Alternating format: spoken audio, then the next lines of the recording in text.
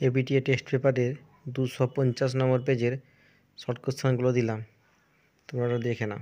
Page দেখো 250 পেজে আছে 1 নম্বর, নদী ক্ষয়ের শেষ সীমা হচ্ছে সমুদ্র সমতল। 2 1.2 শিলাময় মরুভূমি সাহারাতে বলা হচ্ছে হামাদা।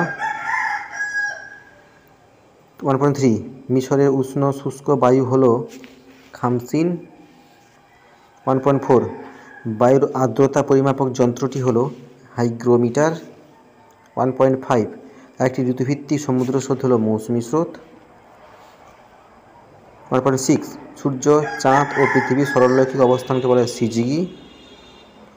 পারদ দূষণে সৃষ্ট রোগ হলো মিনামাটা। 1.8 ভারত পাকিস্তান সীমারেখাকে রাটক্লিফ লাইন।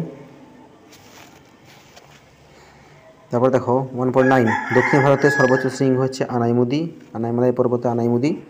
1.10 এশিয়ার বৃহত্তম লেগুন চিল্কা। ভারতের পশ্চিমী ঝঞ্ঝা দেখা যায় শীতকালে।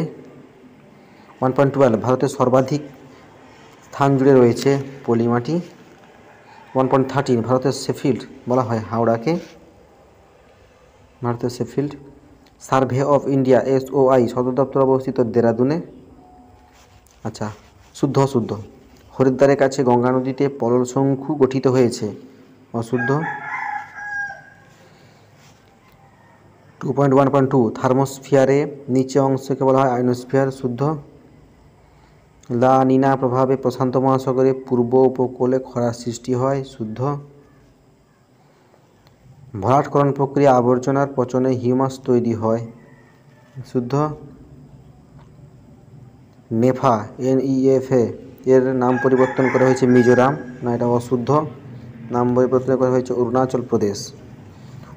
2.1.6 লু একটি আর্দ্র শীতল প্রকৃতির বায়ু, অশুদ্ধ। এটা উষ্ণ শুষ্ক বায়ু, শীতল নয়, শুষ্ক বায়ু, উষ্ণ শুষ্ক। 2.1.7 সালেম স্টেনলেস স্টিলের কারখানা আছে, হ্যাঁ শুদ্ধ, স্টিল প্ল্যান্ট এটা। এবারে দেখো আছে শূন্যস্থান পূরণ করো। 2.1 হিমবাহ সৃষ্ট উপত্যকাগুলি ইংরেজি ইউ অক্ষরের মতো হয়।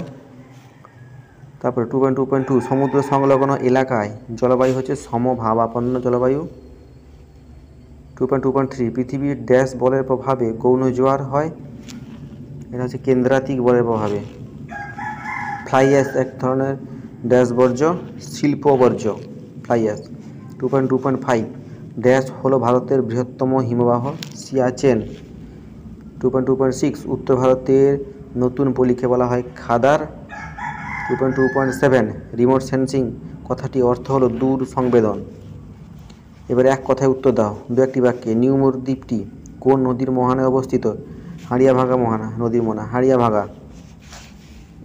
নদীর মোহনায় অবস্থিত। 2.2.3 বর্ষাকালে কোন জেট বায়ু প্রবাহিত হয়? ক্রান্তীয় পূবালি জেট প্রবাহিত হয়। 2.3.3 ক্রান্তীয় সমুদ্রে কোন ধরনের সমুদ্র স্রোত সৃষ্টি হয়? ক্রান্তীয় সমুদ্রে কোন ধরনের সমুদ্র স্রোত? উষ্ণ সমুদ্র স্রোত সৃষ্টি হয়। বৃষ্টির জল সংরক্ষণ করলে সর্বাধিক সুবিধা হয় কোনটি? না ভৌমজলের স্তর অক্ষুণ্ণ থাকে, মানে তোরা যে ভৌমজল সেটা অক্ষুণ্ণ থাকে। রডোডেন্ড্রন এটা হচ্ছে কোন ধরনের উদ্ভিদ? এটা হচ্ছে আলপীয় উদ্ভিদ, পার্বত্য উদ্ভিদ বা আলপীয় উদ্ভিদ লিখবে, আলপীয় উদ্ভিদ লিখলে হবে। 2.3.6 ভারতের একটি আধুনিক প্রযুক্তি বন্দর নভসেবা। 2.3.7 ভারতের প্রাচীনতম জাতীয় সড়ক হলো GT road, grand trunk road বা শেরশাহ সুরি বা NH2।